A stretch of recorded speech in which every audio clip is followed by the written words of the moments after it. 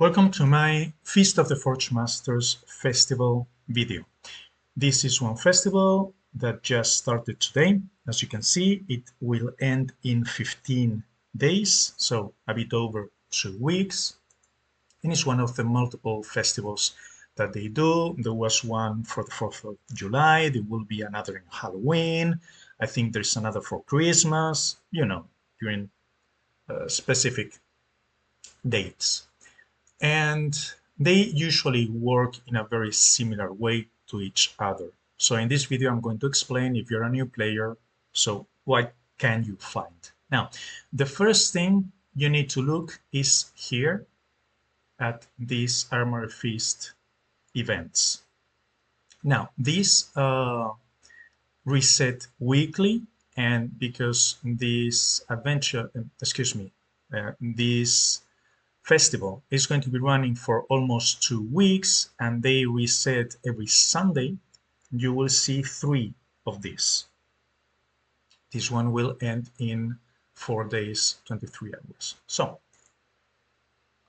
here you can see 3 different tasks that will give you the festival currency, which are florins, festival florins. These 3 tasks must be completed in order. So the first one is gain 350 armor shards. The second one is hone armor 3 times, and the third one is craft 5 items. But if, for example, I go and hone armor 3 times, because I haven't completed this one, it will not count. Now, these 3 tasks are relatively easy, but sometimes they have tasks that require you fight in the arena or you do certain events, and if you do them out of order, you will have to wait for the next day in order to do them. So during the festival, my recommendation is go here first, look at what you have to do, and make sure you do them in order. Next, here in the feast tab or event, I don't want to call it event because events are a different type of thing. So festival. There are multiple tabs. You have an overview, you have the daily stuff, a lot of different things that you can do, and the passes that you have. Now, this may look very, very overwhelming when you start. So here's, oops, I didn't want to do that. So here's my advice. After you check these 3 tasks to make sure that you don't do them out of order, do your normal daily stuff. So for example, I go to season 4.2. I'm gonna get my 3 daily dungeon chests. So I choose my necromancer because I have maximum experience build with her. And let's get the 3 chests. Okay, I'm gonna put you to open. 11, 6, 11, 13, 3, 12, 12, 2. So this is the lowest one. Okay.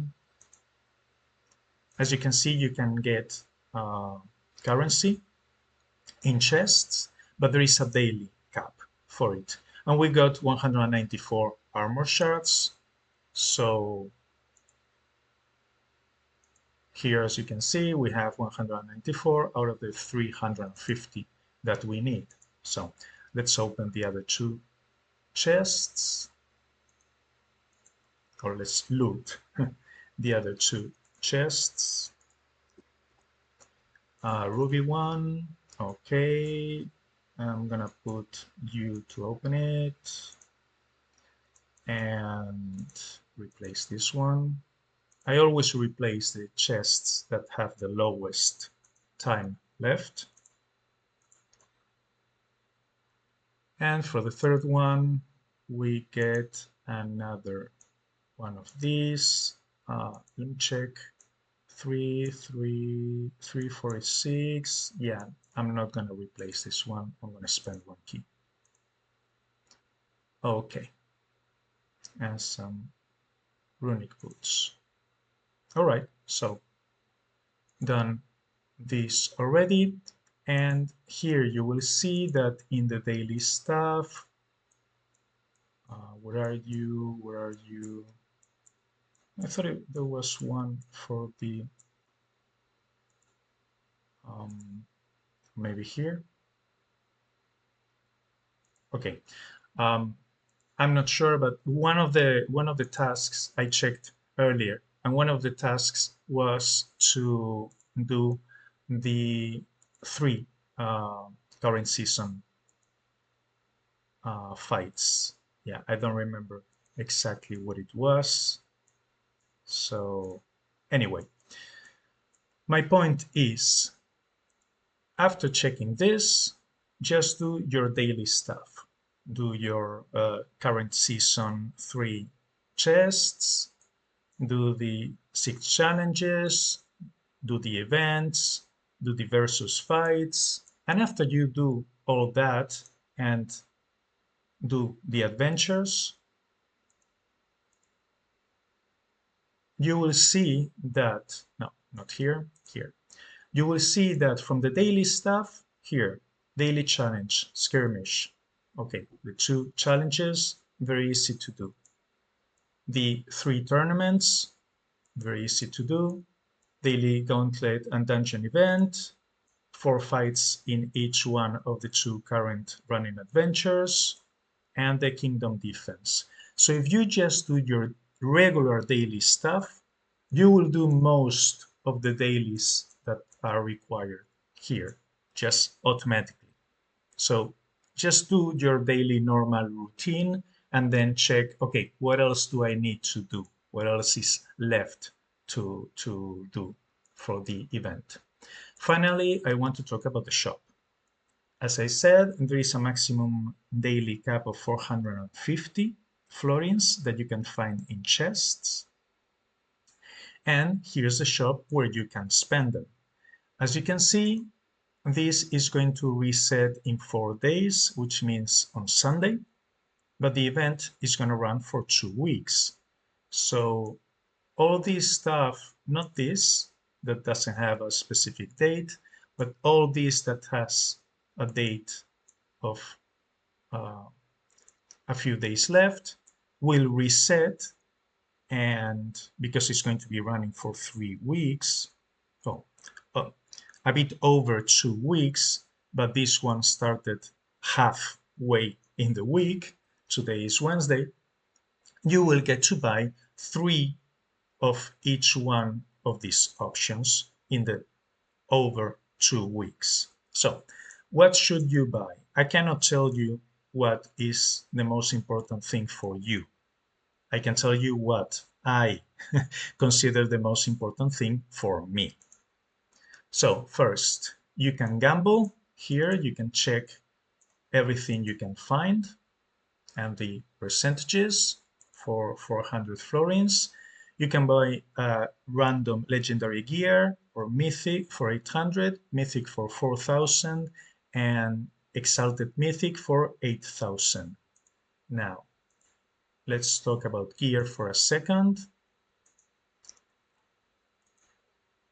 There are different types of mythical gear that go from regular mythic to immortal mythic. The difference is the quality. So regular mythics go from 500 to 649. Divine mythics go from 650 to 749. Sacred mythics go from 750 to 849. And exalted mythic, which is the one you can purchase for 8,000, will have a random quality between 850 and 949. The maximum tier is immortal, which is from 950 to 1000. But remember that as soon as you get your crafters to level 50, you can refine any mythic item and increase its quality by sacrificing other items. Now, when it says one random item, what it means is that it can be one random item of equipment from the 15 regular story dungeons. Each one of them has one set, and each set has 6 items. Therefore, you're getting one random item from a pool of 15 times 6, so 90, which means that you have 1.1% chance to get what you want. Obviously, if you're looking for multiple pieces of equipment, then your chances are going to increase. But still, keep in mind that the chances are pretty low. Next, let's talk about the glyphs. You can purchase a weapon glyph, an armor glyph, or an accessory glyph, or all three of them, obviously. Let's talk about glyphs for a minute. This is my main character, as you know, and she has a level 45 defense scroll, level 50 offense scroll, and level 50 utility scroll. The level 50 offense scroll, I just got it yesterday, so it's really, really recent. Now, in order to get your scroll from level 45 to level 50, you need 20 weapon glyphs, 40 accessory glyphs, and 60 defense, armor glyphs. Obviously, the offense scroll affects 2 items, the utility scroll affects 4 items, and the defense scroll affects 6 items. So it makes sense that the ratio that you need is 1 to 2 to 3. But my point is you need tons of armor glyphs. Now, going back here to the shop, accessory glyphs can be purchased for a very cheap price, only 810 gems in one adventure, the Dreamhold Expedition, so I don't recommend to buy them.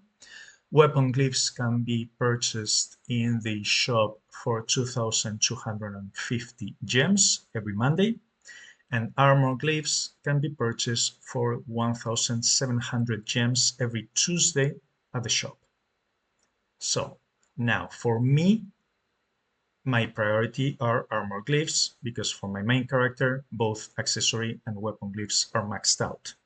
For you, I would say if your obviously if your scrolls are not maxed out, still prioritize the armor glyph and then the weapon glyph.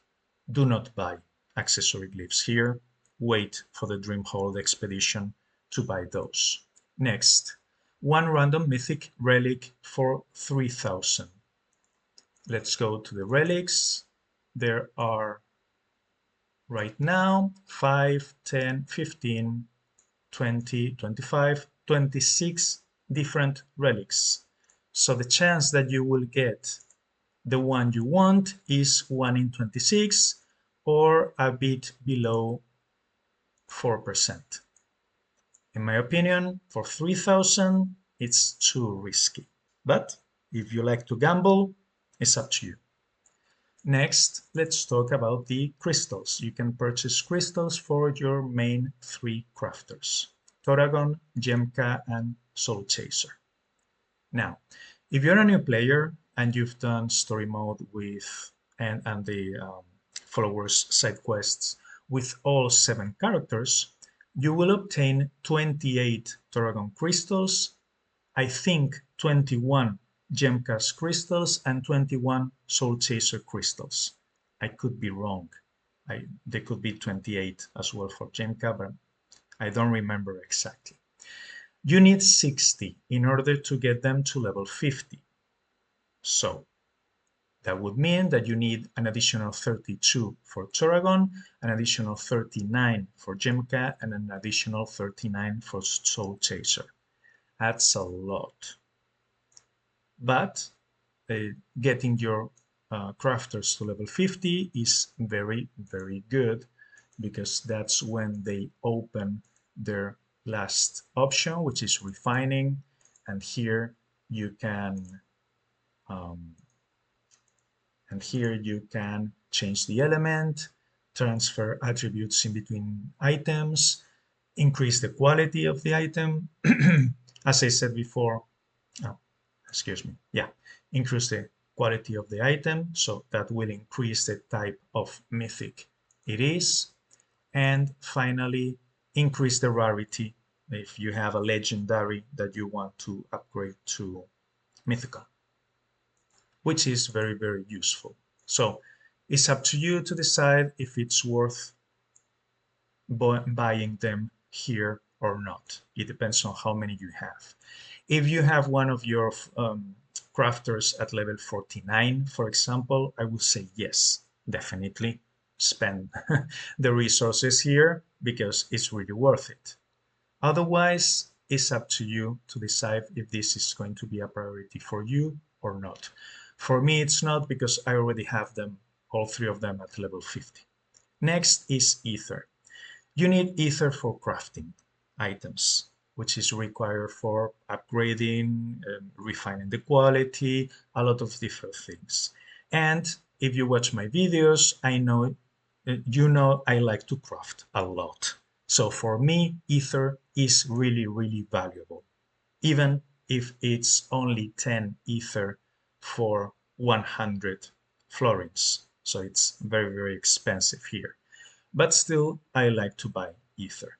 But again, I'm not the standard player. I make videos. So this probably is not going to be your priority if you're a new player. And finally, you can get uncommon scrolls and runes. I don't recommend it, because they can be easily farmed in story mode. I have a video about farming story mode for resources. Check it out, please. And that's my overview of the festival and the shop and what I recommend. So to recap, I would say go for the armor glyphs first, then the weapon glyphs, and depending on how many crystals you have for your followers, you may want to spend some florins here upgrading them. And if you want to gamble, yeah, there are many options for you to gamble, as I've summarized. But personally, I prefer to go for the stuff that is 100% sure. I don't like to gamble too much. Now, yes, I did a video where I spent 40,000 ancient coins, and that was pure gambling. However, that's how you spend ancient coins. So that's my excuse for that video, if you will. So anyway, I hope the video was helpful. Please like, comment, subscribe, and thank you very much for watching.